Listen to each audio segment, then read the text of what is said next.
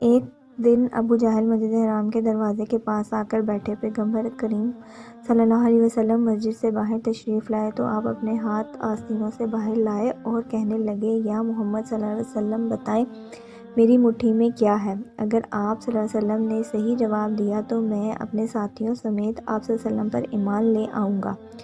حضور پر نور نے فرمایا، تیرے ہاتھوں میں ایک ڈبی ہے جو ٹاٹ میں لپٹی ہوئی ہے۔ اس ڈبی کے اندر 3 موتی ہیں، ان میں سے ایک سرخ شاد ہے، دوسرا آدھا سرخ شاد ہے اور تیسرا بغیر سرخ کے ہے۔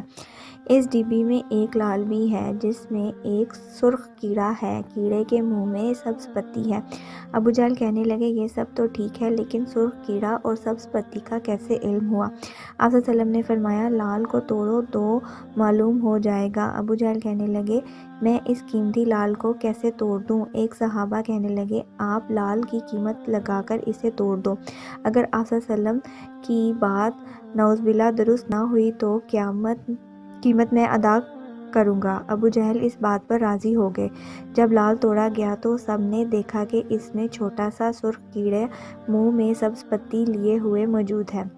رسول پاک صلی اللہ علیہ وسلم نے اس کیڑے سے دریافت کیا کہ تم کب سے اس لال میں ہو؟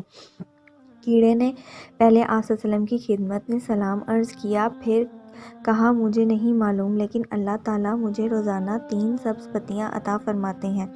آپ صلی اللہ علیہ وسلم نے فرمایا، تیرا ذکر اور تسبیح کیا ہے؟ کیڑا کہنے لگا، خدا نے مجھے روزانہ 10 مرتبہ آپ صلی اللہ علیہ وسلم پر درود بھیجنے کا حکم دیا ہے، جس کی برکت سے وہ مجھے روزی دیتا ہے۔ جزاک اللہ، سبحان اللہ۔